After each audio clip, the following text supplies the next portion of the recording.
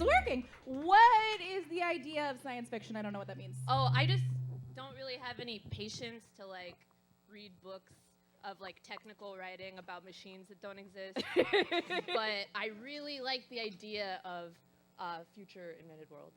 I completely agree. Because I thought that I was like hardcore into science fiction and fantasy because I'm like second or third generation nerd, so I thought that I loved fantasy and science fiction. And then I took one of those BuzzFeed quizzes where they're like, what, classics of the sci-fi canon have you seen? And none of them. I had read no books. 0 books. You were actually in a reading that I hosted in Indianapolis called Fake Sci-Fi. Mm-hmm.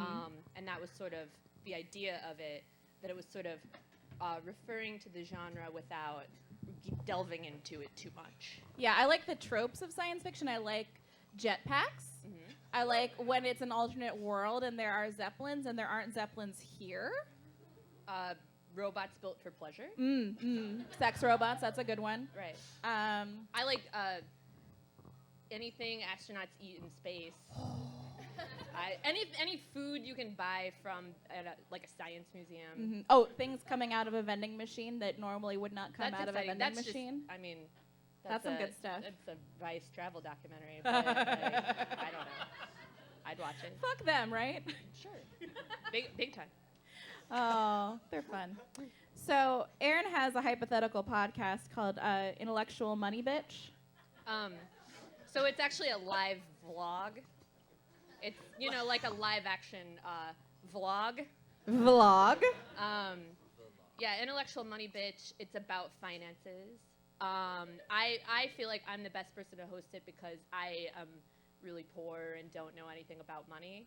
And so I, can take one we can all learn through me about important economic concepts like bulls and bears and fiscal cliffs. Tort reform? Thank you, yes. Yeah. Slush funds. Ooh. Ponzi schemes. Should I keep I've talking? I've heard these words before. Okay. And me too. Bet they mean something. Very possibly. When rendered in brightly painted cardboard, Absolutely. They do.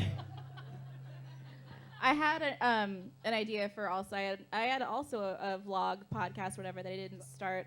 I'm trying to get away from the speakers so I don't cause all this feedback. Called Listen Up, Dummy. I like it. And it was just going to be someone who doesn't know anything explaining a concept to someone who knows even less about it. But really aggressively? Yeah. Just like, hey, this is how you money. I could learn how you to money. put it in the bank or don't, whatever. You just get really aggressive about it. To you, the point is you're angry. Yeah. You got something to say, but you're not sure what. You have nothing to say, but you have to say that nothing extremely loudly. Good. That's the goal. Right. So, Erin and I were like a week ago? 2 weeks? 2 weeks? Something like that.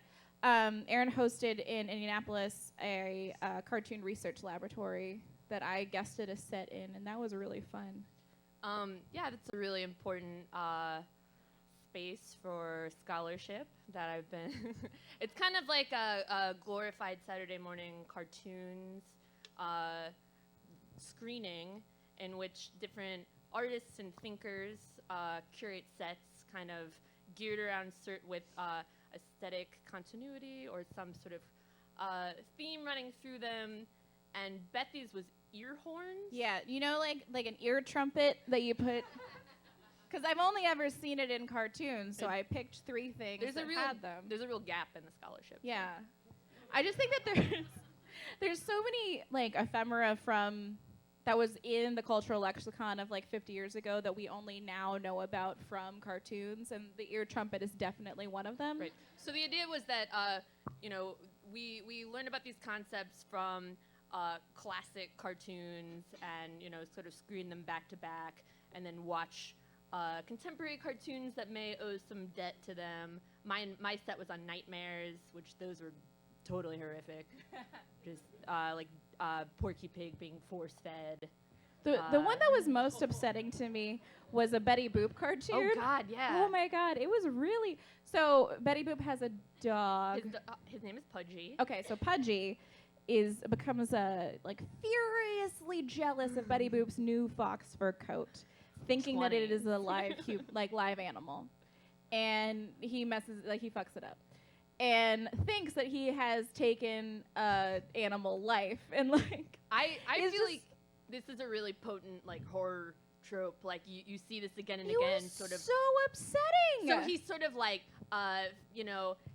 denying that he had a part in the crime and sort of trying to resuscitate this fur that he's like ripped to shreds. Just like coming to this realization, like, oh my God, I've done it again. And then dealing with like the guilt and like crying, like huge tears. Yeah, you just. It was really affecting. Horrific. Yeah. Because I saw on Tumblr this like post of animators who are using their own faces as reference for cartoons. So they have like these really human-like faces that have been abstracted to the point where you're just getting the emotion. You're not getting any like details of like a human face. You just get like this dog who is also you has murdered and has to live with that. It's very relatable.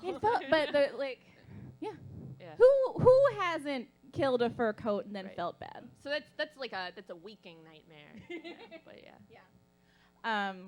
Important stuff. If you have a set that you'd like to curate, talk to me after this show. Yeah. Yeah, we're gonna do more. It's gonna be good. Yeah. Well, I was gonna talk about the food there. Okay. I was really excited because there were Rice Krispies treats, but they were with there's tricks. also high concept breakfast foods, which are really important. Because we're not savages, like we eat some fucking breakfast food. I love the idea. I like high concept breakfast food. Right. So, like my friend had made sort of like Tex Avery style, like exploding eyeball granola parfaits. Yeah, they had like a little marshmallow on top of a pretzel, and that was like when a Tex Avery cartoon when the wolf's like awooga. Right. It's like really flipping out at a hot babe because wolves are attracted to humans. I think she ended up making like 4 of them because like cutting the Dixie cup into like an exploding eyeball shape was really labor intensive. But, yeah. But worth it.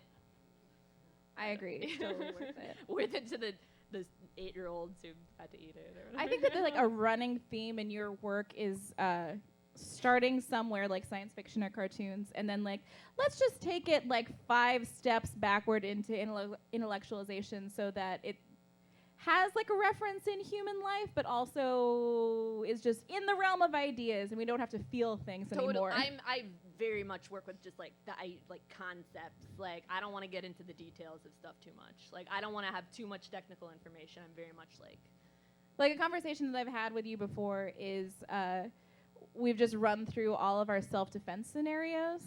Oh yeah. That just like home invasion. Home invasion specifically, like. Okay.